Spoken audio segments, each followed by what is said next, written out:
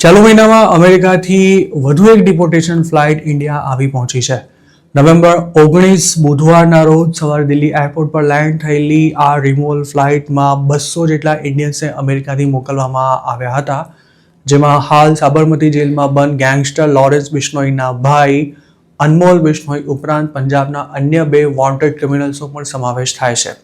આ પહેલા નવેમ્બર 6ના રોજ જે ફ્લાઇટ આવી હતી તેમાં 150 જેટલા ઇન્ડિયન્સ સવાર હતા અને આ ફ્લાઇટમાં આવનારા એક ગુજરાતી આઈ એમ ગુજરાત સાથે વાત કરતા એવો દાવો કર્યો હતો કે ડિપોર્ટ કરાયેલા લોકોમાં 25 જેટલા ગુજરાતીઓનો પણ સમાવેશ થતો હતો, જેમાં એક મહિલા પણ સામેલ હતી.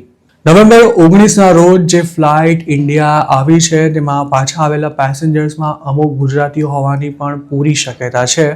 જોકે તેના ચોક્કસ આંકડા વિશે હજુ સુધી કોઈ સત્તાવાર કે બિનસત્તાવાર માહિતી નથી મળી શકી.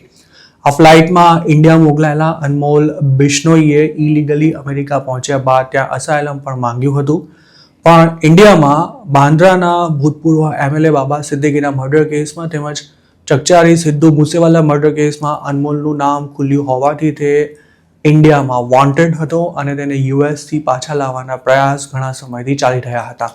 દિલ્હી એરપોર્ટ પર લેન્ડ થયા બાદ અનમોલને NIA દ્વારા કસ્ટડીમાં લેવામાં આવ્યો હતો અને તેને બુધવારે જ કોર્ટમાં પણ હાજર કરાયો હતો. અનમોલને ઇન્ડિયા મોકલી દેવાયો છે તેનો DHS દ્વારા એક ઈમેલ બાબા સિદ્દીકીના દીકરા જીશાન સિદ્દીકીને પણ મોકલવામાં આવ્યો હતો, જેમાં એવું જણાવાયું હતું કે નવેમ્બર 18ના રોજ અનમોલને અમેરિકાથી રવાના કરી દેવાયો છે.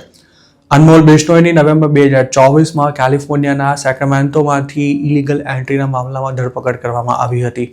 ત્યારબાદ FBIએ DNA અને વોઇસ સેમ્પલ મેચ દ્વારા તેની આઈડેન્ટિટી કન્ફર્મ કરી હતી. અનમોલને છેલ્લે આયોવાની જેલમાં રાખવામાં આવ્યો હતો, જ્યાં તેણે ડિપોર્ટેશનથી બચવા માટે અસાયલમ પણ માંગ્યું હતું. અનમોલ બિશ્નોઈ પંજાબના ફઝિલકાનો રહેવાસી છે અને તે અનેક કેસમાં વોન્ટેડ છે. એપ્રિલ 2024માં સલમાન ખાનના ઘર પર ફાયરિંગ થયું ત્યારે અનમોલનું નામ ખાસું ચર્ચાસ્પદ બન્યું હતું અને સોશિયલ મીડિયા પર એક પોસ્ટ કરી તેણે આ ફાયરિંગની જવાબદારી પણ લીધી હતી. પોલીસને તે સમયે શૂટર વિકી ગુપ્તા અને અનમોલ વચ્ચે થયેલી વાતચીતનો એક ઓડિયો પણ મળી આવ્યો હતો. ત્યારબાદ ગત વર્ષે ઓક્ટોબર 12ના રોજ એક્સ MLA બાબા સિદ્દીકીની તેમના ઘરની બહાર જ ગોળી મારીને હત્યા કરી દેવાઈ હતી અને આ કેસમાં પણ મુંબઈ પોલીસે અનમોલને આરોપી બનાવ્યો હતો.